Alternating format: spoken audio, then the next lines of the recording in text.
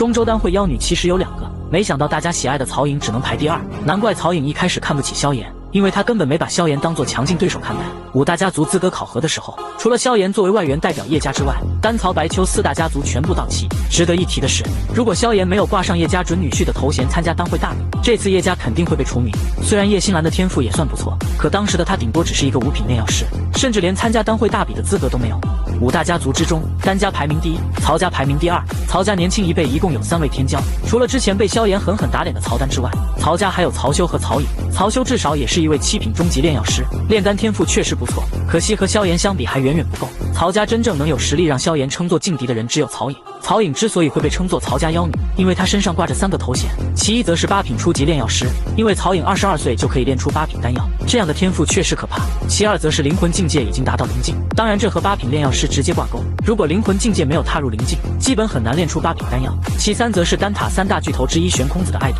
不是随便一个人都可以成为丹塔巨头的徒弟，这些头衔加在一起，曹颖确实有资格被冠以妖女的称号。在资格测试的过程中，萧炎的表现非常勇猛，很快就拿下灵魂测试和灵魂操控的第1名。可即便如此，曹颖依旧没有把萧炎当作强劲对手看待，直到最后灵魂交手输给萧炎，曹颖才把萧炎当作一个劲敌。为何曹颖一开始看不起萧炎？真正的原因是因为丹会大比的时候还有一个妖女，她就是丹轩的小妹丹晨。其实之前2个妖女就比试了一番，虽然最后丹晨不及曹颖落败，可也只有微小的差距，所以曹颖才会如此重视丹晨。接着我们再来看看丹晨的天赋。丹晨小妹也是一位8品初级炼药师，而且她成为8品炼药师的年纪只有17、18岁，和曹颖22岁成为8品炼药师相比，丹晨的天赋确实更加可怕。其次则是丹晨拥有特殊的灵魂体质，因为她拥有吸取灵魂之力的特殊能力，只是萧炎的灵魂境界还未踏入灵境之前根本发现不了。当初萧炎在炼药师交易会闲逛的时候，他就发现马车之中有个人的灵魂力异常强大，由于丹晨的灵魂力就在萧炎之上，所以萧炎才会有此感觉。后面参加家族资格测试的时候，